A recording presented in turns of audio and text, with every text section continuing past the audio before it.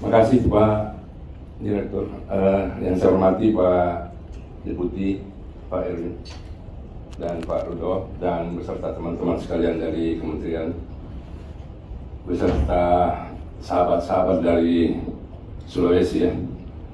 Baik, tadi sudah diungkapkan semua persoalan-persoalan pembangunan di Sulawesi. Saya cuma karena keinginan dari Pak Rudo untuk melihat bahwa ada hal-hal baru, maka saya coba bicara tentang hal-hal yang think of the box ya. Pertama, kita coba bayangkan kita tahun 2045 ya. Kita berada pada posisi berapa di dunia ya? Kalau tidak salah kelima atau ketiga ya di dunia. Pada posisi itu berarti kita sudah punya kemampuan yang merata secara keseluruhan.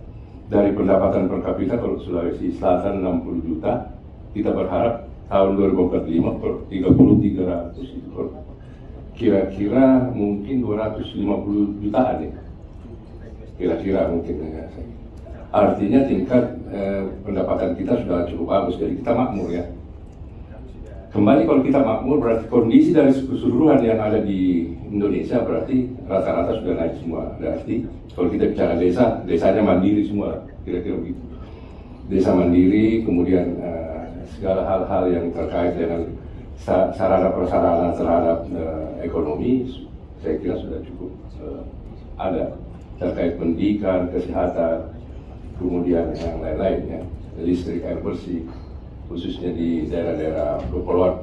Kami Sulawesi Selatan 300.000 pulau ya, 300 pulau dengan 2 kabupaten kepulauan, Pangkep dan Selayar.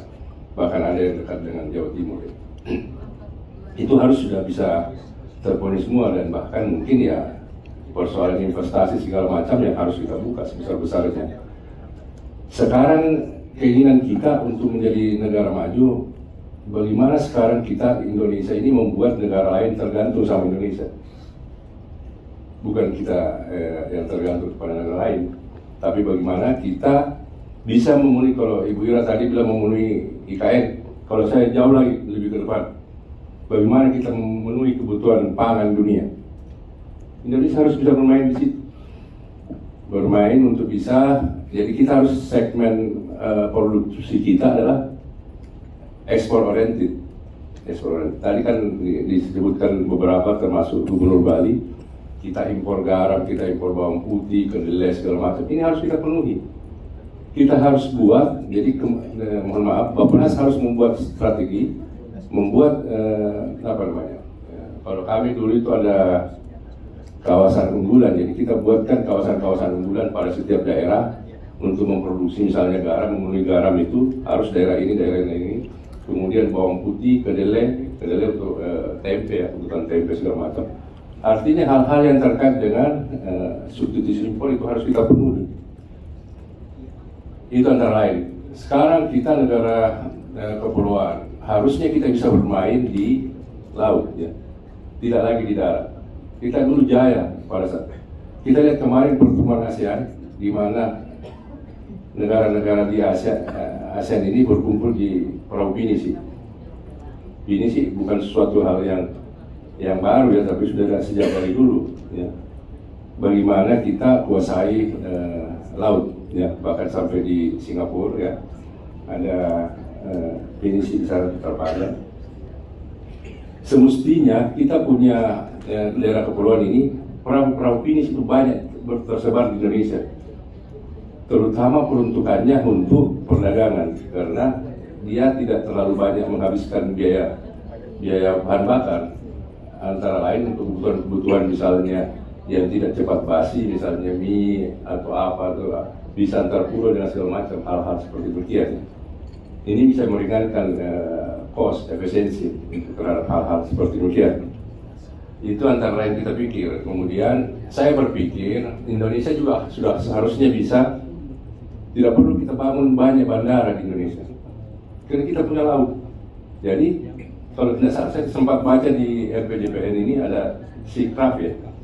Nah ini yang perlu diperbanyak, pesawat yang mendarat di air. Ya. Seaplane. Oh seaplane, sorry. Seaplane. Kita punya pulau-pulau itu kan, itu namanya kan bandara-bandara pulau-pulau itu. di mana saja, sehingga bisa kalau nggak salah pernah dulu Bu Susi punya program itu, dia memberi masyarakat petani atau pemerintah daerah bagaimana komoditi atau produksi ikan laut itu bisa diambil dari pulau-pulau itu bisa dibawa langsung diekspor. Ini yang perlu kita perbanyak. Bagaimana kita membuat regulasi untuk bisa memasukkan investasi. Kita tidak berharap investasi dari luar. Pertemuan-pertemuan yang sekarang kita lakukan di Sulawesi banyak terganjal oleh aturan-aturan, terutama aturan-aturan keuangan nih, Pak Robert. Kita mau kasih BKPRS uang susah setengah mati. Ada aturan bahwa tidak boleh.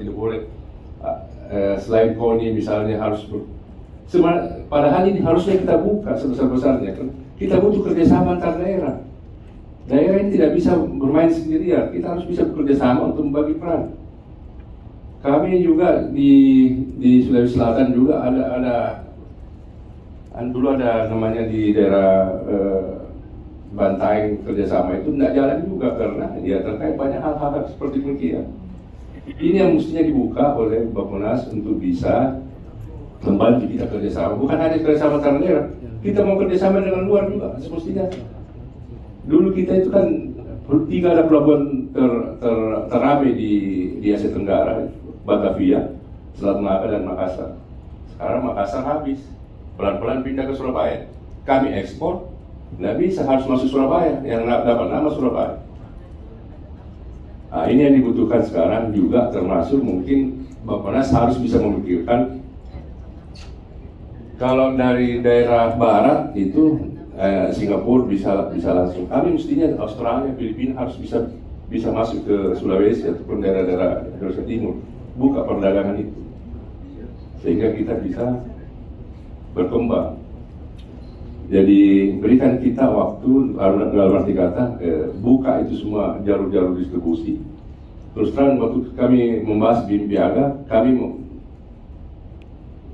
sempat terus terang kami sewa pesawat ya lewat Manado. Karena dulu kalau kita ke Davao, kita harus lewat Makassar, Jakarta, Filipina, Manila, kemudian sampai ke Davao. Terlalu jauh kita mutar. Padahal bisa kita dari Makassar, Manado, Davao. Akhirnya ada kapal Roro yang kita bicarakan jalan. Ini harus diterobos hal-hal demikian. Kita membuat kerjasama dengan negara-negara lain, kita membuat kerjasama dengan daerah lain. Kita saling mengirim dulu. Awalnya mungkin birokrat dulu ya untuk mengisi. Pelan-pelan 3 bulan kemudian insya Allah swasta masuk. Itu yang kita harapkan. Juga barangkali bisa dipikirkan terkait misalnya bank ya. Bank ini semua ada, bank BPD Sulsel, bank ini. Kalau itu mereka bersatu itu kan kemampuan ininya bisa besar dan bisa membiayai investasi lebih besar lagi. Hal-hal seperti demikian melibatkan pengusaha-pengusaha daerah untuk bisa masuk ke situ. Lain.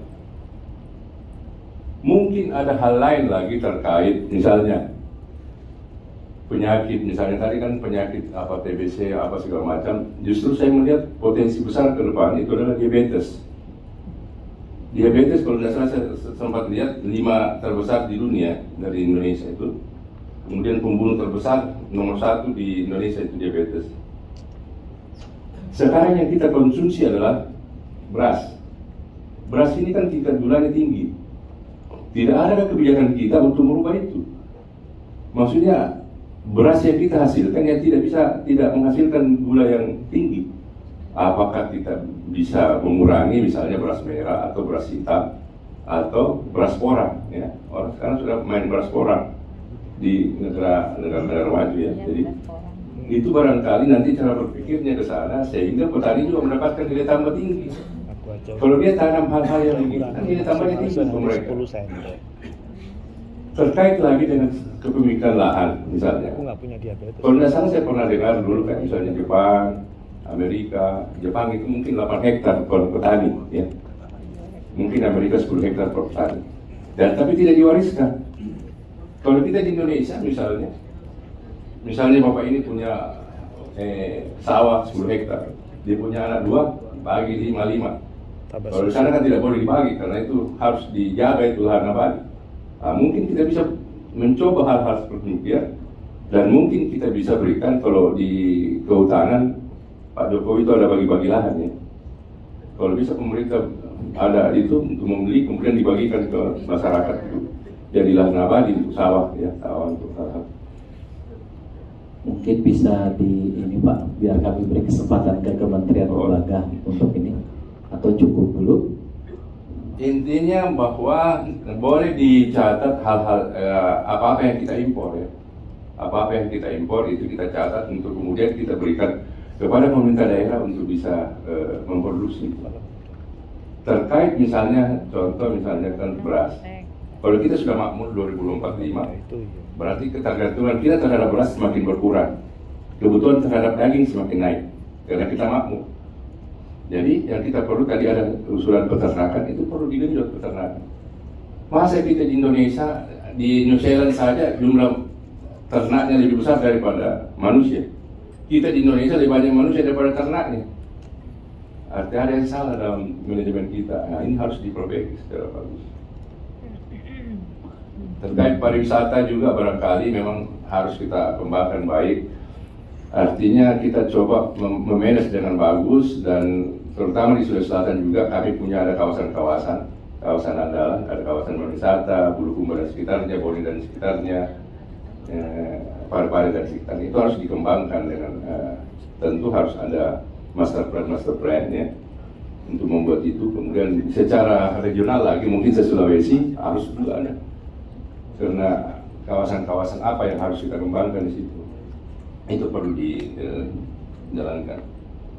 Baik. Udah cukup ya? Boleh cukup Pak. Ya, ini karena sudah melewati waktu ini, saya sebenarnya kalau boleh nanti Bapak ada masukan tertulis ke kami Pak, nanti kami juga akan meresponnya melalui website itu. Rel kereta, kemudian kita berharap jalan tol memang harus sudah ada juga. Kalau di Jawa sudah ada, apa yang ada di Jawa harus ada di Kalimantan, harus ada di Sumatera, harus ada di Sulawesi, harus ada di Papua, sehingga kita orang Indonesia merasa dimanapun kita berada sama yang kita rasakan. Nah itu perlu. Siap Bapak. Cukup ya Pak? Oh cukup. Iya, baik, terima kasih untuk masukannya.